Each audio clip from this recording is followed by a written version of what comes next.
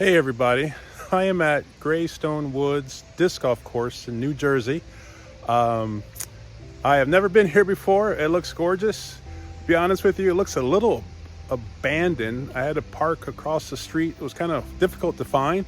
U-Disc was not great in getting me here, but I managed to get here. So I'm going to give it a shot. See if I can't get 18 holes in before I have to head to my next thing.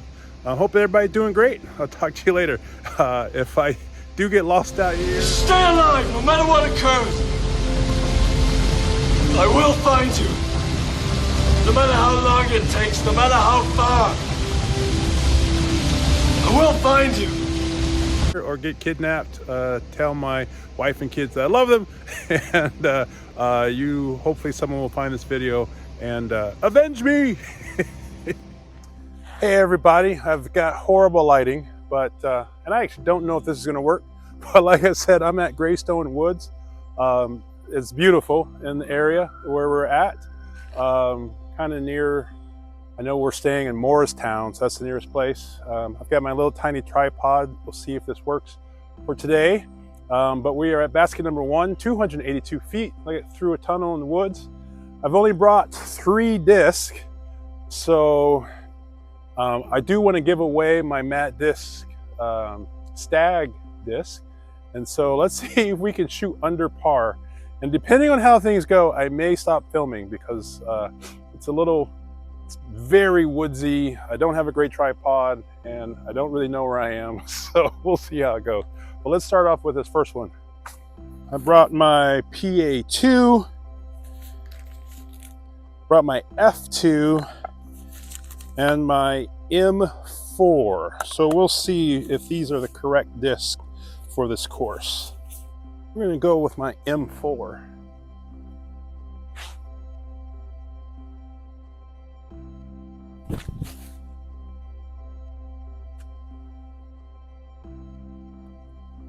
I think that's okay, but this course is actually a little bit on the long side, but that's all right. Starting off with a par. If you've ever seen me do a review of courses, you know I love arrows. So here is a nice little plastic semi-permanent arrow that's pointing me to the next hole, next basket. This is blues. You know me, y'all. I'm always playing the short. So let's find the white tee box. Looks like we're walking into the woods to get to the white tee box. All right, this is more like it. Basket number 2, par 4, 481 feet. It looks like we go straight and we'll end up somewhere on the right. So I'm gonna go M4 again, just because I'm not exactly sure where my landing area is.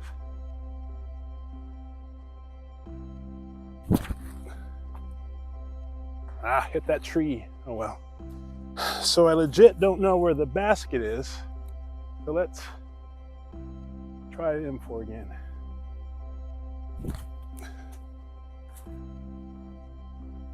Oh man, lots of trees here. Let's try the F2, see if we can get back to the fairway.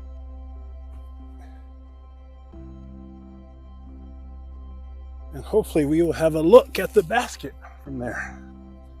I see the basket, we still got a distance. So let's flick an F2.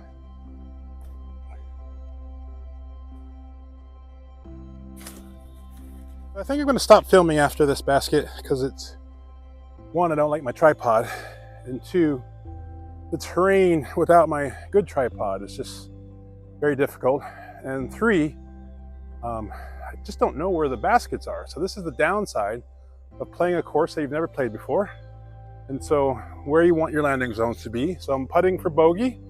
I've got a new putting form. Yes, once again I'm tinkering with my putting because I just want more accuracy. So I've been doing this thing now, and I like it for accuracy. The downside to it is I lose power, but it's very important that I get to spin when I do this.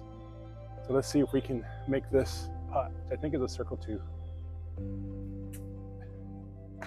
Yeah, hit the leaf. I am +2.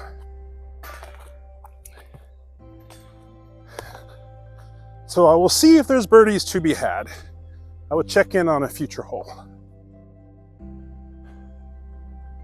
So I'm walking to basket number 3, and I come out to this. The bottom line is, this course is gorgeous.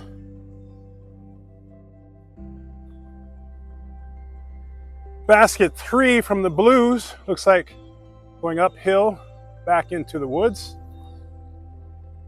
But we are going to do basket 3 from the whites, still par 4, 420, pretty high up. Very steep incline from the box. I've actually made it up to this tree right here, and then the basket is up the little trail on the left, and you can kind of see it up there on the right side of the trail. We are at basket 4, a par 3, 346 feet going downhill. I'm going to go with my M4 because I feel like it's really downhill, and even though it's 346 feet, I want to get something that's going to go straight most of the way and then finish left at the bottom of the hill. So we'll see how the M4 does. I parred basket 3, so we are still +2.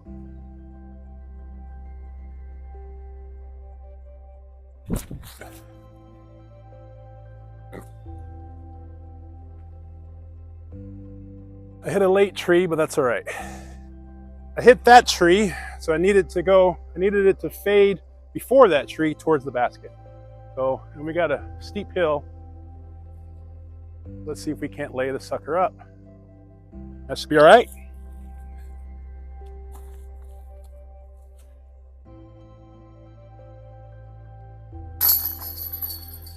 All right. We got another par, which is all right by me in this course. We are heading out of the woods again. Let's see if we have an open shot next, or if we're going to go out and then back in.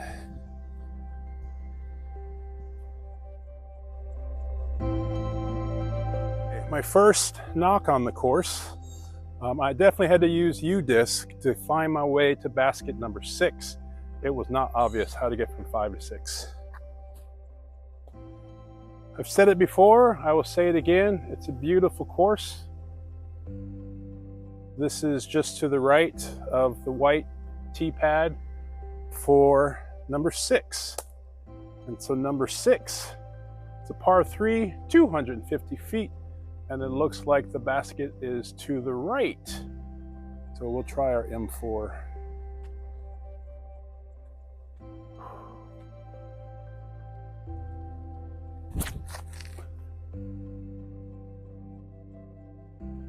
One of the downsides of bringing different disc, so that's an M4, but it's not the M4 for my bag, and it's not as flippy as my M4 from the bag. So kind of handicapped myself without bringing my disc for my bag.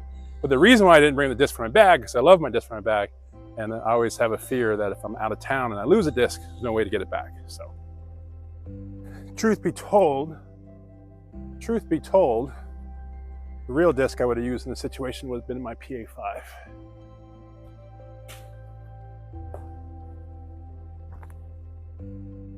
I did not have a good place to put my camera, but as you can see, a little bit of a death putt. So I think we are still +2 or +1. I think +2. I'm walking past basket 10. I'm trying to find basket 7. But I thought I'd show you this. I think it looks pretty cool.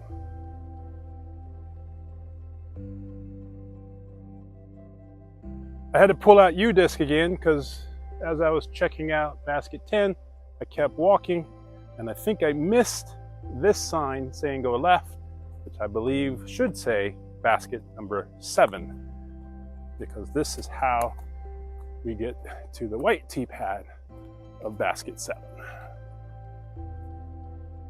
So this is the sign for basket blue 7, par 3, because I'm trying to see. And the reason why I needed to look at the blue sign is because here is the white sign. And I think my basket is down the hill there. At least I hope so. But it's kind of weird because the basket, the tee pad, is facing that direction, not that direction. Hope I'm right. So I actually don't think we have that very far to go. So assuming that that is the correct basket, I'm actually gonna go with my PA2.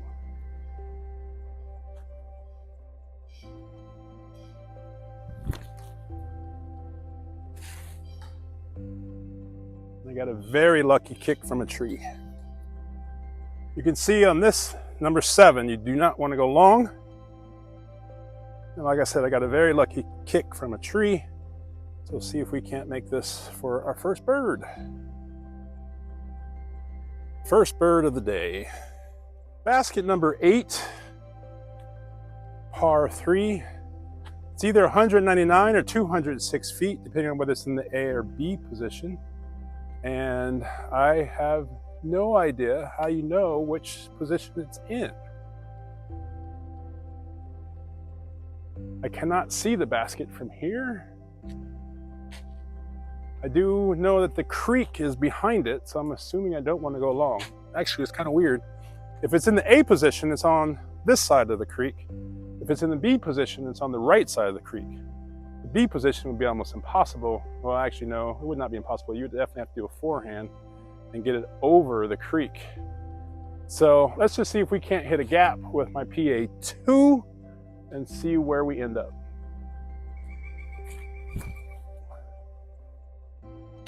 I hope it's in the A position.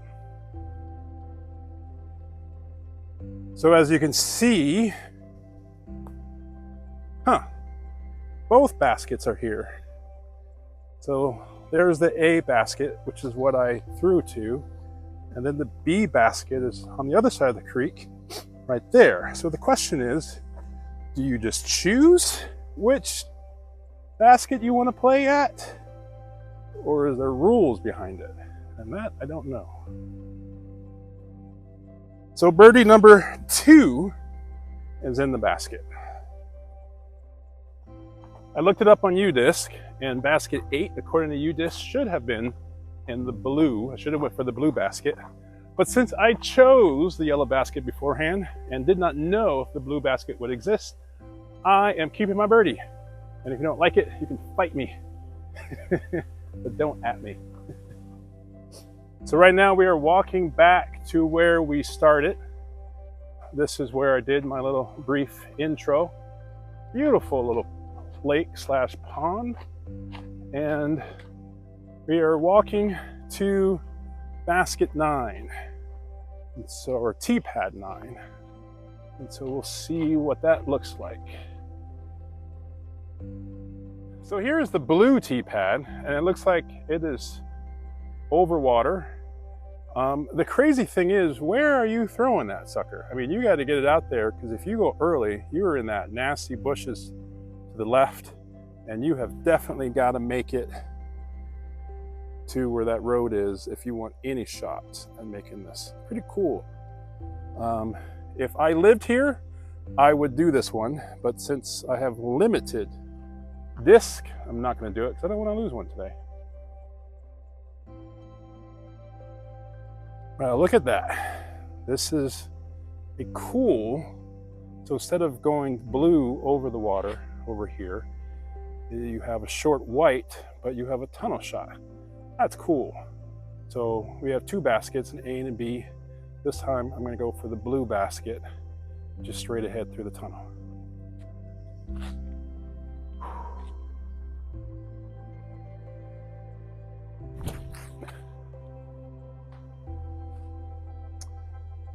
It's all right. That was a bogey. That's all right. So I think I'm +1 again. We'll see. So basket number 10, if you remember, I showed you that little cool waterfall.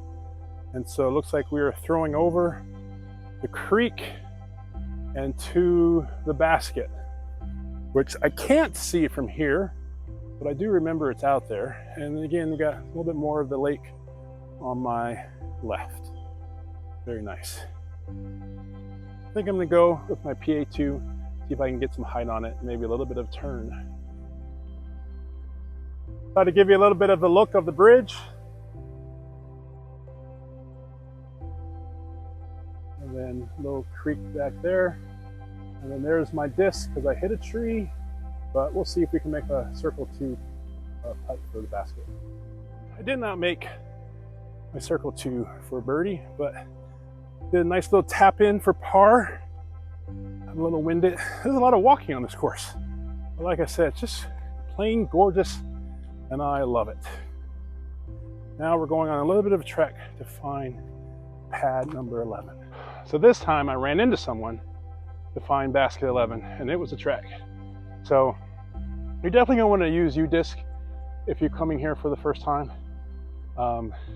It's very clear they used to have some signs, but these signs have kind of worn away with time. So just be warned that there's a couple of baskets, a couple of tee pads can be kind of difficult to find, and a little trek to walk to. So as I said, this is number 11, par 4, 425 feet. And it's quite the tunnel. I actually threw my M4, threw it a little bit too far right, but got lucky, made it through the trees and ended up in the fairway. So from here, I think I'm gonna go for the very large gap to the right and have it hyzer in to the basket. In case you're wondering, basically if I find a bench or a good rock, I film.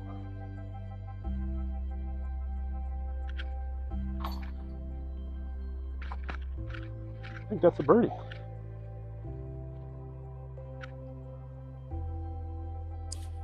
So here's basket 12 from the blues. It's a par 4, 426 feet. You got to get up there through the woods. One thing that's cool about this course, that the blue tee pads are very different course than the white tee pads. So basket 12, par 3, 219 feet, pretty much straight uphill through a tree gap, of course.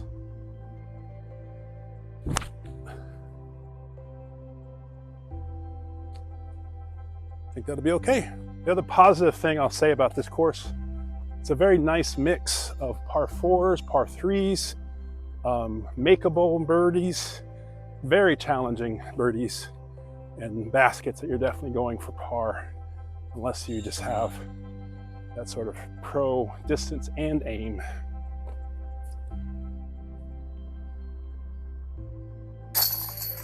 All right, birdie on 12. Number 13, 228 feet, par 3. The basket is up and to the right, and I really wish I had my PA5 with me, but I do not. So let's see if I can get this PA2 to turn.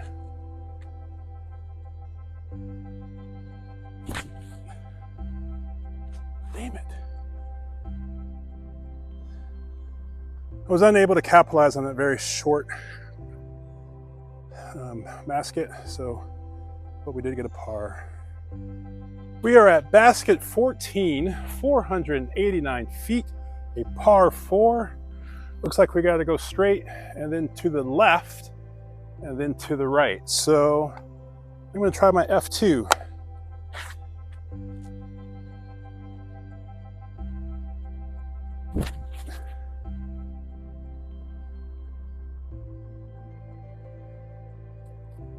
I think that's okay. So it's pretty much straight ahead, except we have boulders in the fairway. So we got to do a standstill.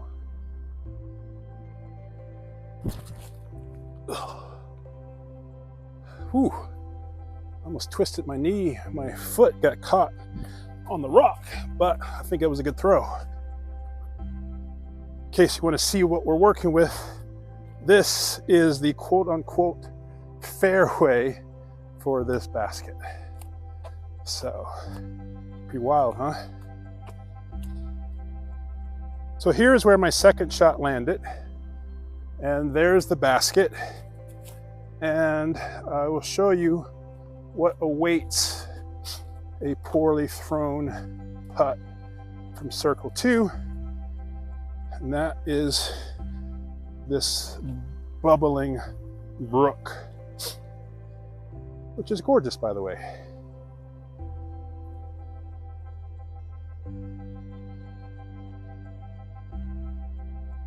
This is a circle 2 putt, definition of a death putt. Should lay up for par, but what would Owen Scoggins do? Owen Scoggins, let's go for this. Oh, that was a good bid though.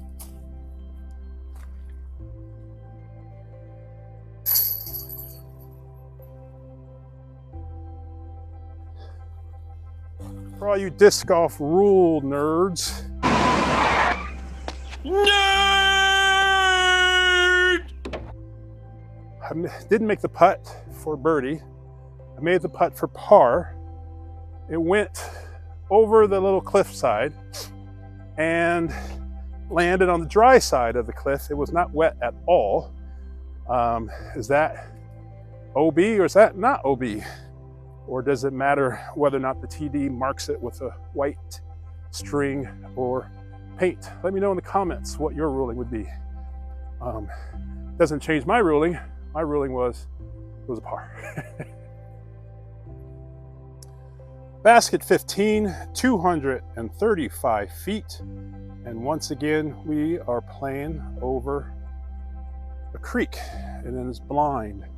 So cannot see the basket from the tee box, and we got to make it over the water. Let's give it a shot. I walked down to the basket, and the shot really required a backhand turnover, and I don't have my PA5 for it, and so I actually laid up on this side of the creek. I'm just going to throw it over the creek near the basket and get an easy par. What I need to do is practice my angles on all of my discs so that I can get different shapes for different discs. But I'm not at that level yet, so maybe I'll practice that one day. Basket 16, another missing sign, but it's uphill and the basket is to the right, so I'm guessing maybe 225, 230, and I'm gonna go with my M4. That is where my layup shot landed. I was in circle 2, missed the putt, and tap in for par. And we are on our way to the tee pad for number 17. And we got this beautiful field. We have this beautiful field. Let's see where we're throwing to. Basket number 17, 362 feet, par 3, downhill. We're gonna go with my M4 again.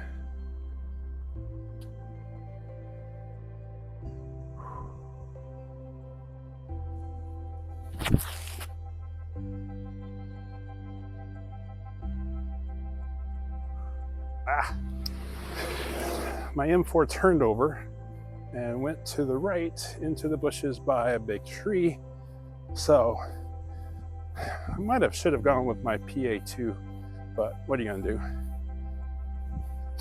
Nonetheless, a beautiful shot basket on this course. Kind of fun. I didn't notice this, but if I had gone left instead of right, I'd be in the water. So the right is the correct miss. We are at the end. It is basket 18, 384 feet. I'm gonna go with my F2. The bottom line is Greystone Woods Disc Golf Course is a wonderful course. It is gorgeous. If you are in the area, like I said, I drove here from Morristown, which is maybe 15 minutes away. I'm not exactly sure what city we're in now. Just be aware that U-Disc is going to take you to a neighborhood in the wrong place. You want to head for the Reservoir Drive on the other side of the neighborhood if you look at your maps. I agree, this is a top course in New Jersey. And like I said, if I lived in the area, I would definitely be playing this on a regular basis. So if you see me out there on the course, please say hi. I love it when you do. And the bottom line is, I love making these videos. This one was kind of unique because I didn't have as many shots because there's just not a lot of good places to put the camera. But I hope you enjoyed it anyway. And I'll see you back at the Triad back in North Carolina. And if you're from New Jersey and you're watching this show, watching this channel, this is a great course. You got to come out here.